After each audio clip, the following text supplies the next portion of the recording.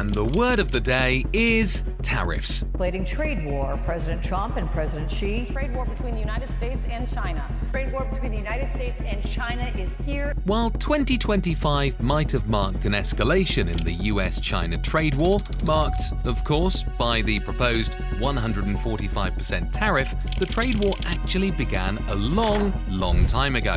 In 2018, during his first term, President Donald J. Trump accused China of unfair trade practices, intellectual property theft, and giving rise to the opioid epidemic in the United States. Trump proposed retaliatory tariffs, and Xi Jinping, his Chinese counterpart, responded by calling this nationalist protectionism. Oh, and the nation imposed retaliatory tariffs, diversified its trade partners, and weakened the yuan on purpose to stick it to the United States. 2025, and after briefly leaving the Oval Office, Donald Trump is back in Washington again as the 47th president. And he's back with a vengeance. Baseline tariffs, universal tariffs, and the much contested fentanyl tariffs. The Trump administration is on a mission to undermine China's position in global trade. And they might have just done that. China's desperate for a solution. From 2018 to 2025, tariffs, and more. China ranked 6th in the list of largest economies in the world in 2001, the same year it joined the World Trade Organization. The catalyst for China's entry into the organization and reaching Most Favored Nation (MFN) status was the US-China Relations Act of 2000. In effect, China had just ousted Japan to become the US's largest trading partner, marking a new chapter in the nation's contentious history.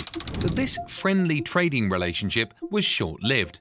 Almost immediately, economists reported a trade deficit. That is, the United States would import more from China than it would export. Alternatively, China wasn't making as many American goods as it should have to offset the trade deficit. Naturally, China chalked it off, claiming that this was because the US had a greater role of domestic consumption than domestic production. This wasn't something more imports from America could fix. This was America's challenge to overcome. By 2017, the trade deficit with China had reached $375.6 billion, and the United States began to consider serious measures. You see, a trade deficit manifests itself in several ways before becoming a massive multi-billion-dollar number. It starts impacting manufacturing jobs, household expenditure, unfair trading practices, and several other factors that undermine a nation's economy. The US has been consistently drawing the shorter straw, while China went from the 6th largest to the 2nd largest economy in the world by 2025. Tariffs have been a key part of Trump's political campaign, dating all the way back to the 1980s. Back then, Japan led Asia as the world's 2nd largest economy, and Trump believed that the nation had done that artificially. That is, the yen was purposefully kept low to allow more exports than imports. Currency management, something that many economists believe is a moral loophole when it comes to trade, and some would go as far as calling it outright unfair. Trump's successful campaign with the Republican Party saw him becoming the 45th president of the United States in 2016. Almost immediately, he gave Peter Navarro, his trade advisor, an office on the 14th floor of Trump Towers to launch a full-scale offensive against unfair trading policies. Tariffs. The Trump administration wasn't just targeting China. If anything, the full term is reciprocal tariffs, meaning that the US government proposed to apply a tariff that reflected trading policies with each individual trading partner. There wasn't a strict number. Tariffs were unique to trading relations, and the US and China did not have good trading relations by then. The president said that the US had a trade deficit of $500 billion a year, with intellectual property (IP) theft costing an additional $300 billion. Lack of foresight, China's response to US tariffs. The United States was acting under the presumption of guilt, according to China. The nation countered Trump's unfair trade allegations by imposing a few more trade policies that, more or less, proved the US's point. the nation pushed for the Belt and Road Initiative to diversify trade with Europe. The yuan was allowed to weaken in periods of high tension, making Chinese exports cheaper and offsetting tariff impacts. There were slowed regulatory approvals for US firms operating in China and greater scrutiny on US companies like Apple, FedEx, and Ford. Of course, China imposed reciprocal tariffs on US products, such as liquefied natural gas, soybeans, and automotives. China's economic agenda was simple. State media framed the US as the aggressor and promoted economic self-reliance. Xi Jinping's government also encouraged boycotts of American goods during peak trade tensions, but this would ultimately become China's downfall. You see, while the nation was climbing the ranks and on its way to becoming the largest economy in the world, it still had to outrank the nation holding the top spot, the United States. To put the US's economic dominance into context, it surpassed Britain in total GDP, becoming the leading economy thanks to rapid industrialization in the 1970s. Yes, China's growth had been exponential, but one of the reasons why it claimed dominance in global trade was because of its trade with the United States. Now that was under threat, and China wasn't doing anything to ease tensions either. If anything, when the US and China entered its 2020 Phase 1 deal, the Asian nation pledged to export about $200 billion worth of American products. This was to offset the trade deficit, but was more likely a show of goodwill. Surprise, surprise, China failed to meet this target, ultimately importing even less than it had before the trade war. You see, China has an export-driven growth model, and its largest consumer is the United States. With tariffs in place here and there, Chinese companies began diversifying their production to avoid heavier taxes. This naturally caused disruptions in the supply chain, inadvertently impacting the economy. But China was insistent that it didn't need the US. It was the other way around, according to them. Funnily enough, with tariffs in place on Chinese products, the US started to diversify its trading portfolio and began trading with India. India wasn't on the top 10 list of economies in 2000 when China was making waves, but it did appear at number 4 in 2025. The difference was marked by, of course, industrialization and the US's efforts to steer away from China. As of 2024, the United States and India engaged in goods trade valued at approximately $129.2 billion.